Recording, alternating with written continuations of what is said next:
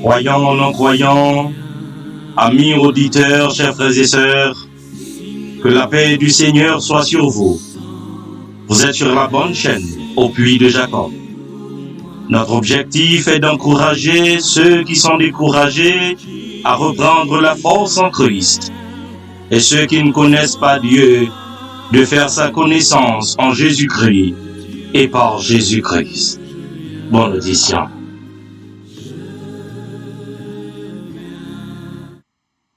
Chers frères et sœurs et amis dans le Seigneur, que la paix et la grâce de Dieu vous soient. Aujourd'hui, j'éprouve un sentiment de plaisir et de fierté d'initier la chaîne au puits de Jacob avec une vidéo rappelant les 7 paroles de Jésus-Christ à la croix en cette journée de commémoration. Certainement, la mort de Jésus-Christ fait partie des 4 éléments de l'Évangile. Le prophète Ésaïe, dans le livre d'Ésaïe chapitre 9, verset 5, nous avait annoncé la naissance du Messie. Il nous disait, car un enfant nous est né, un fils nous est donné, et la domination reposera sur son épaule. On l'appellera admirable, conseiller, Dieu puissant, Père éternel, prince de la paix. Pour nous qui sommes chrétiens, nous qui sommes croyants, nous savons que Jésus allait venir selon la prophétie, qu'il allait grandir et qu'il allait donner sa vie à la croix pour nos péchés. Jésus, à travers son ministère, à travers ses parcours, il a fait des miracles. À travers, jusqu'à la fin de son parcours, à un moment donné, dans le livre de Matthieu, chapitre 20, versets 17-18, Jésus va annoncer aux 12 disciples qu'il serait livré aux principaux sacrificateurs et aux scribes.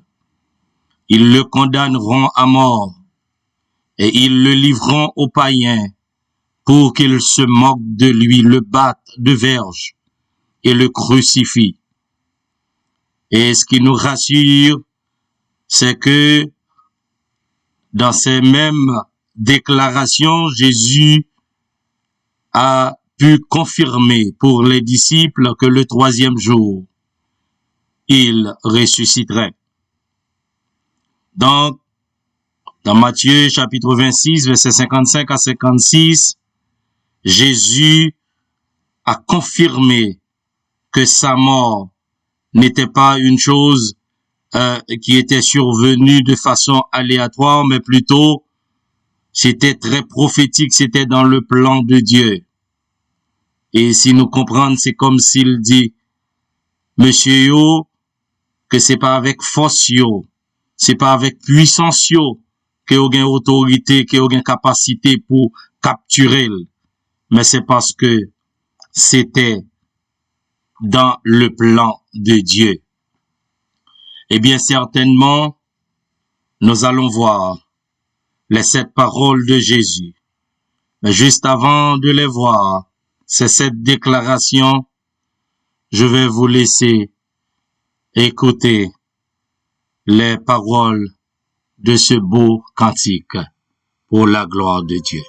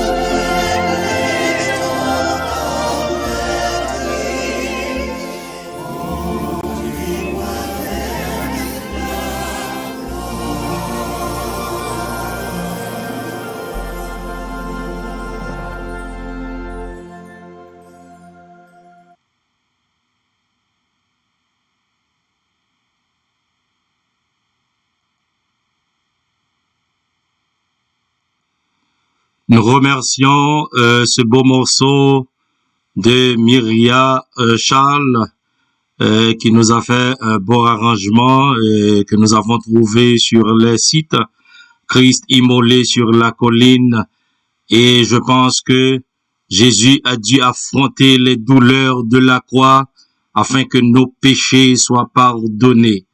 C'est l'équivalent de l'annulation de la malédiction qui pesait sur nous. La première déclaration que Jésus va faire, dans Luc chapitre 23, verset 34, Jésus eut à dire, « Père, pardonne-leur, car ils ne savent ce qu'ils font. » Ils se partagèrent ses vêtements en tirant au sort. Cette première parole est l'expression de l'amour incontestable de Dieu, de l'amour incontestable que Jésus avait pour ses ennemis, et je dis bien pour ses soi-disant ennemis, parce que Jésus n'a pas d'ennemis. N'oubliez pas qu'il était venu chez les siens, et les siens ne l'ont point reçu, mais à tous ceux qui l'ont reçu, à ceux qui croient en son nom, elle a donné le pouvoir de devenir enfant de Dieu.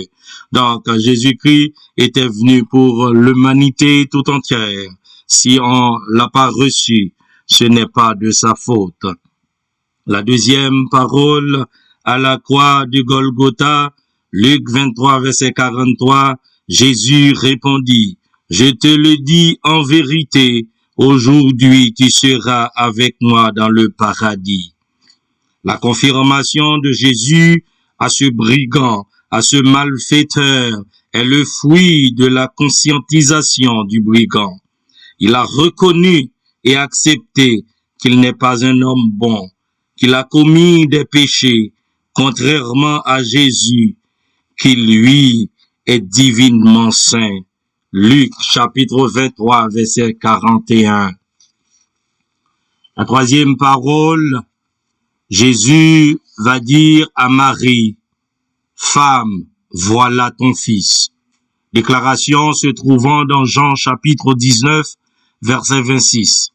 Quand Jésus dit « femme », aujourd'hui peut-être nous digérerions mal cette expression si quelqu'un traite sa mère de femme. Mais dans le texte, quand Jésus disait à sa mère « femme », c'était une marque de politesse.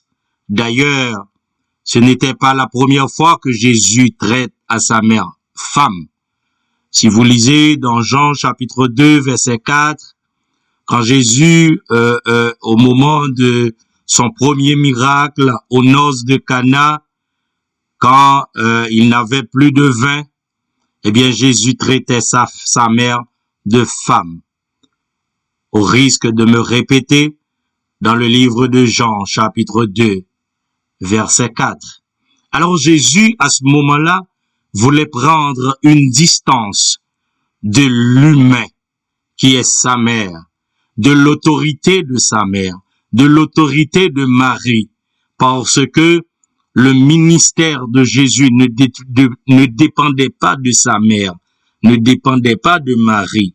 Alors, il ne voulait être que sous l'autorité de Dieu. Il voulait accomplir rien que la vérité, rien que la volonté, on va dire, de son Père, la volonté de Dieu. La quatrième déclaration, quatrième parole de Jésus dans Matthieu 27, verset 46, vers 3 heures, Jésus cria d'une voix forte, « Élie, Élie, lama sabachthani » c'est-à-dire, mon Dieu, pourquoi m'as-tu abandonné? De ce cri, mes chers amis, de ce cri, mes chers frères et sœurs, de ce cri, chers internautes, Jésus exprima sa détresse tout en gardant l'espérance de la résurrection. Ce cri témoigne la séparation horrible de Jésus avec le Père.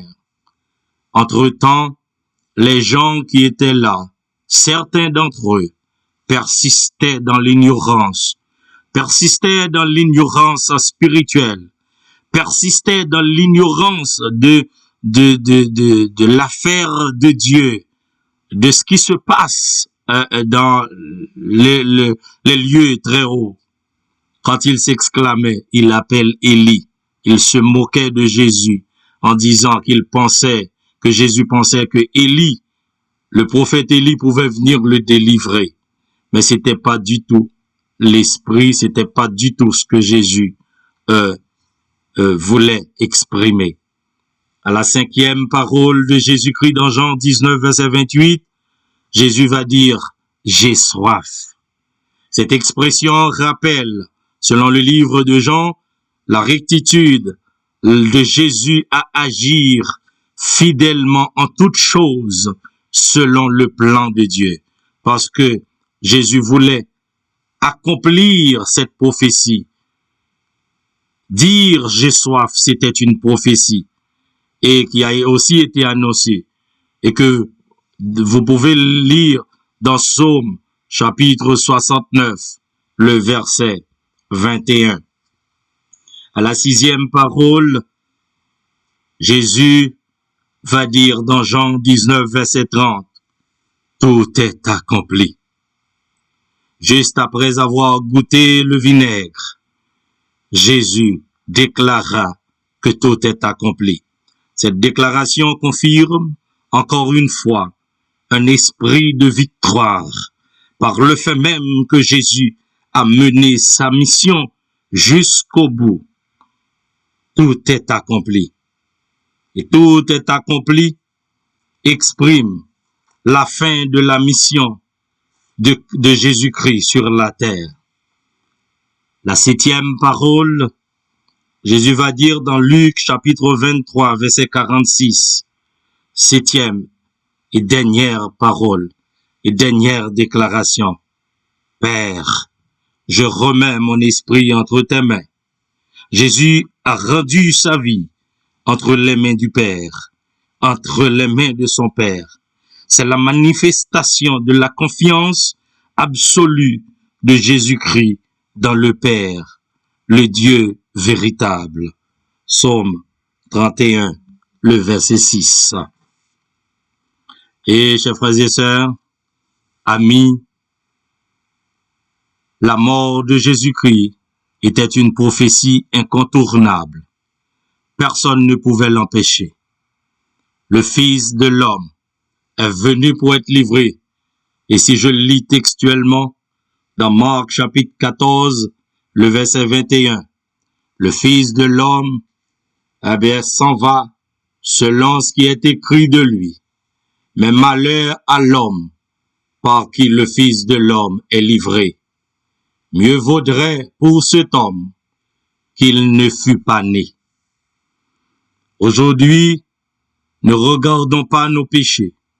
Nous avons tous péché. Tous ont péché et sont privés de la gloire de Dieu. Mais cependant, Dieu est juste. 1 Jean 1, verset 9. Dieu est juste pour nous accorder son pardon. Dieu est juste pour nous accepter dans son royaume, peu importe la gravité de nos péchés passés, peu importe votre statut ou votre position religieuse, Dieu peut vous faire grâce. Dieu peut vous accorder son pardon.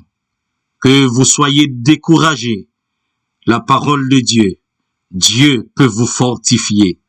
Que vous soyez non-croyants, Dieu peut vous recevoir. Venez à Jésus, c'est le temps. Si vous attendez que votre souffle de vie vous sera enlevé, il sera trop tard. Personne pas remet et pas t'a remet dans place moun qui t'a crucifié Jésus. Mais nous pas remet pour nous dans place moun qui t'a nié sacrifice ça, je dis à non plus. Eh bien, c'était conseil nous pour journée de commémoration de la mort de Jésus jeudi. Non pas moins, c'est Josué Alexandre. Nous bon rendez-vous pour une prochaine vidéo dans un petit crastan. Merci parce qu'on va abonner et commenter, on bail opinion en tant que chrétien et en tant que non-chrétien. Merci et à la prochaine pour une prochaine vidéo. Que bon Dieu fait grâce.